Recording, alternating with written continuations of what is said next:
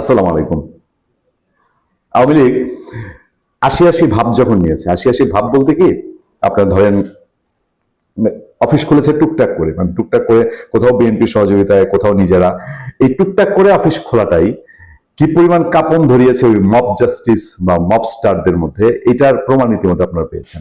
মানে ওই যে 15-20 জন মিলে তো ওই ডক্টর ইউনূসের ক্ষমতার, তার সরকারি সাপোর্টের কারণে দেশটার রাজা বনে গিয়েছিল।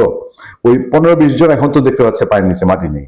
তো NCP ওয়ালারা, Nahid Islam thorough thorough কাঁপতে কাঁপতে প্রেস কনফারেন্স করে বলে হ্যাঁ বন্ধ করে না, হ্যাঁ আমরা, তারপরে আবার বলে আমরা মাঠে নামবো, আমরা মোকাবেলা করব। তো এই আমরা মোকাবেলা করতে গিয়ে ওনারা কয়জন তাদের গায়ের কাপড় খুলে যায় কিনা আমি খুব দুশ্চিন্তায় আছি। নাহিদ ইসলামকে বলবো যে ভাই, এখনো ক্ষমা যদি চান আওয়ামী লীগের কাছে সময় আছে, সময় থাকতে ক্ষমা চেয়ে দেখেন কাজ হয় কিনা, যে কাণ্ড আপনারা করেছেন। এখন আওয়ামী লীগের ক্ষমা চাওয়ার পক্ষে আমি, আওয়ামী লীগ অবশ্যই বাংলাদেশের মানুষের কাছে ক্ষমা চাইতে হবে এবং তার পুরা খোলনলচে পাল্টে ফেলতে হবে। এই দলের যদি বাংলাদেশের ভবিষ্যতে রাজনীতি করতে হয়, তার টোটাল খোলনলচে পাল্টে ফেলতে হবে, এটাও জোর দিয়ে বলি। কিন্তু আবার নাহিদ ইসলামরা যখন আওয়ামী লীগ নিয়ে কথা বলবে, তখন তাদেরও আওয়ামী লীগের পদ পদ পদ ধোয়া পানি না খাইলে তাদের পূর্ণ হবে না। তো নাহিদ ইসলাম এরকম করছেন, আরো টুকটাক এদিক সেদিক বিশ্বাস কথা। ওই দেখি যে সোশ্যাল মিডিয়ায় ঘুরে বেড়াচ্ছেন নাসিরউদ্দিন পাটোয়ারি, বলে হ্যাঁ আওয়ামী লীগের অফিসে আমরা বাধা দিতে যাবো, বাধা দিতে গেলে স্বরাষ্ট্রমন্ত্রী আমাদেরকে মপ করতেছে, বলে পেটানি, হ্যাঁ ভয় পায়।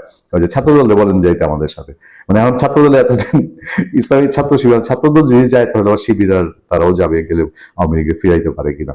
তো এই যখন সিচুয়েশন, এবার সেই সময় আমার সামনে একটা নতুন কাঁপুনির খবর আছে। এই কাঁপুনিতে বলা হচ্ছে, ত্রয়োদশ জাতীয় সংসদ নির্বাচনের পর দেশের বিভিন্ন স্থানে সরকারি ও বিরোধী দলের কিছু নেতার প্রত্যক্ষ বা পরোক্ষ সহযোগিতায় কার্যক্রম নিষিদ্ধ আওয়ামী লীগের মহানগর, জেলা, উপজেলা, ইউনিয়ন ও ওয়ার্ড কার্যালয় পুনরায় খোলার অপচেষ্টা গভীরভাবে উদ্বেগের সঙ্গে লক্ষ্য করা যাচ্ছে।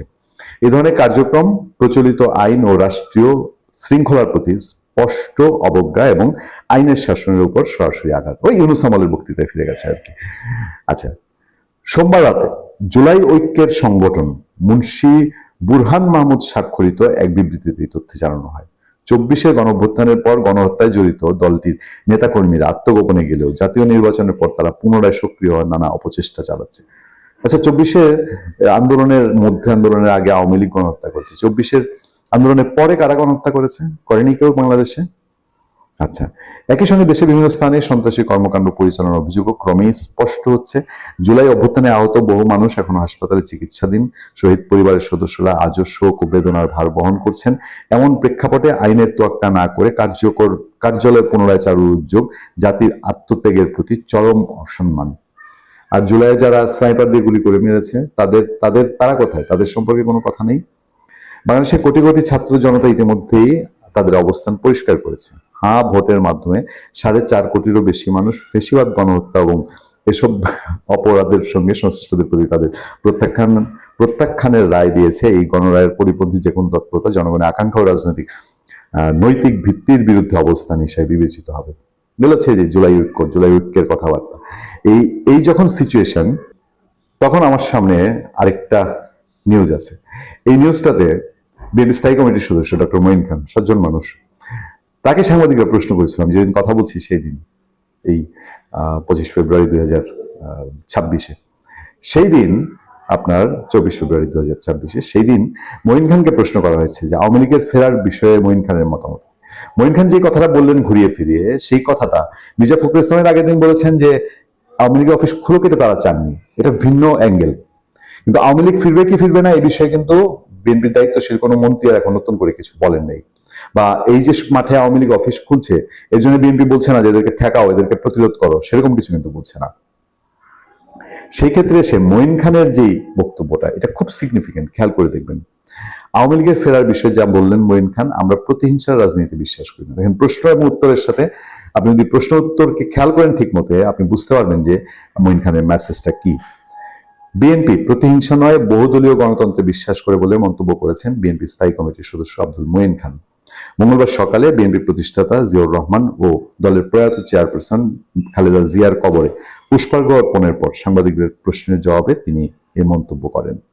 তার কাছে প্রশ্ন ছিল, আওয়ামী লীগ বিভিন্ন জায়গায় তাদের অফিস খুলছে, গণহত্যাকারীরা দেশে ফিরছে, এই ব্যাপারে বিএনপির অবস্থান কি? জবাবে মঈন খান বলেন, আমাদের অবস্থান অত্যন্ত স্পষ্ট। বিএনপি আওয়ামী লীগের ফিরে আসা নিয়ে গুরুত্বপূর্ণ তথ্য দিলেন আতিক রহমান পূর্ণিয়া। একাত্তরের সেই কালো রাতে যেদিন পাক হানাদার বাহিনী হায়নার মতো এই দেশের নিরীহ মানুষের উপর ঝাঁপিয়ে পড়েছিল, সেদিন প্রতিবাদের ঝান্ডা উঁচু করে দাঁড়িয়েছিলেন শহীদ প্রেসিডেন্ট জিয়াউর রহমান। এবং আমরা সেই আদর্শে বিশ্বাসী, বহুদলীয় গণতন্ত্রে বিশ্বাসী, পার্লামেন্টারি গণতন্ত্রে বিশ্বাসী, এবং আমরা সেই বিশ্বাসে বিশ্বাসী হয়ে আমরা সামনে এগিয়ে যাব। তার মানে কি, মঈন খানের মেসেজ স্পষ্ট যে আমরা বহুদলীয় গণতন্ত্রে বিশ্বাসী। মানে আওয়ামী লীগ ফিরছে, এতে করে মঈন খান নেগেটিভলি কিন্তু বলেন নাই যে না আওয়ামী লীগকে ফিরতে দেওয়া যাবে না। এই যে জুলাই ঐক্য এরা যেভাবে বলে, নাহিদ ইসলাম যেভাবে বলে, প্রতিরোধ করো, প্রতিবাদ করো, হ্যাঁ, প্রশাসনকে প্রেশার করো, মঈন খান কিন্তু চাইলে সেদিকে যেতে পারতেন। সুতরাং মঈন খানের বক্তব্য থেকে বোঝা যায় যে বিএনপির দলীয় অবস্থানটা এখন কি।